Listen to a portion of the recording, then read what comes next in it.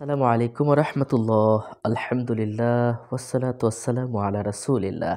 সম্মানিত দর্শক ও শ্রোতা, আশা করি মহান আল্লাহ সুবহানাহু ওয়া তাআলার অসীম দয়ায় ভালো আছেন।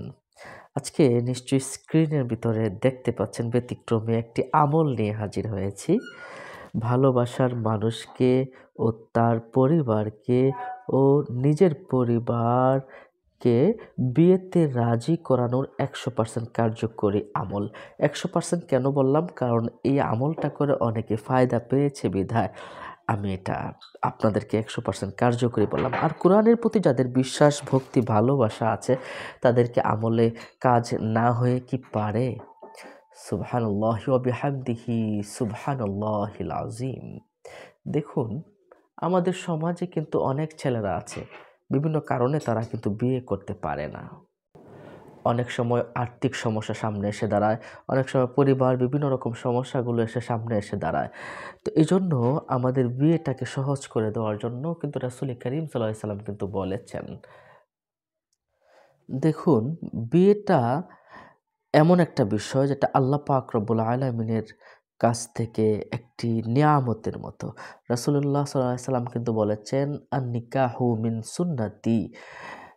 নিকাহ হলো, বিবাহ হলো আমার একটি সুন্নত। যে ব্যক্তি এটাকে অপছন্দ করবে তার উপরে আমি অসন্তুষ্ট হয়ে যাই। আল্লাহু আকবার।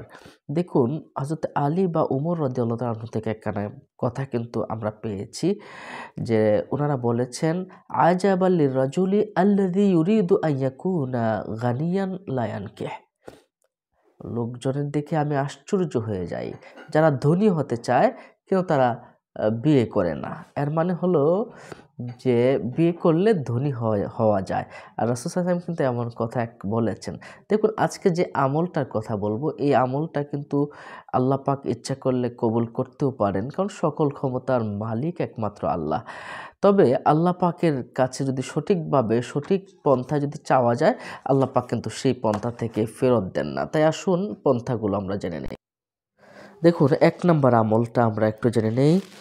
সূরা মুহাম্মদ নামে পবিত্র কুরআনুল কারীমে একটি সূরা আছে। আমরা অনেকেই কিন্তু জানি সূরা মুহাম্মদ নামে একটি সূরা আছে। এই সূরাটা যদি প্রতিদিন একবার পাঠ করেন, এভাবে ৪০ দিন পর্যন্ত যদি পাঠ করেন, তাহলে ইনশাআল্লাহ ভালোবাসার মানুষকে, তার পরিবারকে, নিজের পরিবারকে বিয়েতে রাজি করাতে পারবেন।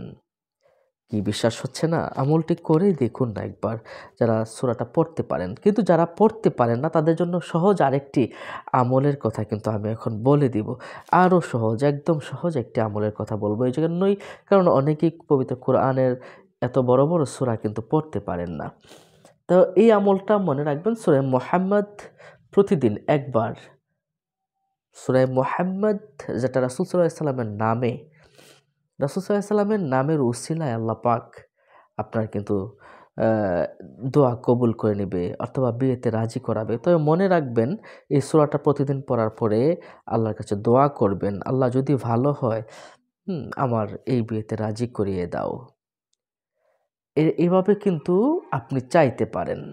আল্লাহ পাকের কাছে দোয়া করবেন, ইনশাআল্লাহ হয়ে যাবে। দেখুন, আরেকটা আমলের কথা আমরা বলে নেই।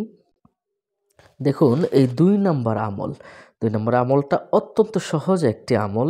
এটাও কিন্তু পবিত্র কুরআনের একটি আয়াত। দেখুন আয়াতটা কি? সূরা তহার ১ থেকে ২ নম্বর আয়াতের ভিতরে যেমন আয়াতটা হলো, তহা মা আনজালনা আলাইকাল কুরআনা লিতাশকা। এই ২টি আয়াত। দেখুন, বাংলাতেও কিন্তু আমি লিখে দিয়েছি, তহা মা আনজালনা আলাইকাল কুরআনা লিতাশকা। এটা কিন্তু আপনি আগেরটার মতো ৪০ দিনই কিন্তু পড়তে হবে। তবে এটা সংখ্যাটা বেড়ে যাবে। অর্থাৎ আপনাকে ৭০ বার করে প্রতিদিন পড়তে হবে। সম্মানিত দর্শক ও শ্রোতা, তাহলে এই বিষয়টা নিশ্চয়ই বুঝতে পারছেন। তহা মা আনজালনা আলাইকাল কুরআনা লিতাশকা, এই শব্দটা ৭০ বার পড়তে হবে প্রতিদিন। ওযু করে নিবেন, দুরূদ শরীফ পড়ে নিবেন। হ্যাঁ, তারপর আমলটা করবেন। দেখবেন ভালোবাসার মানুষকে বিয়ে করার জন্য পরিবারকে রাজি করাতে পারবেন, ভালোবাসার মানুষকে রাজি করাতে পারবেন ইনশাল্লাহ। কারণ বৈধ পথে আপনি রাজি করাতে হবে, আপনি অবৈধ পথে কিন্তু যেতে পারবেন না। ভালোবাসা করছেন একজন মানুষকে অবৈধভাবে, এখন বৈধভাবে চাচ্ছেন, এটার জন্য আপনি করবেন। দেখুন, অন্যায়ভাবে কারো উপরে এই আমলগুলো করবেন না। ভালো থাকবেন। অন্য মুমিন মুসলমানকে জানাতে শেয়ার করে দিবেন। পরবর্তী ভিডিও পেতে সাবস্ক্রাইব করে আমাদের সাথে থাকুন। ভালো থাকুন। আসসালামু আলাইকুম রহমতুল্লাহ।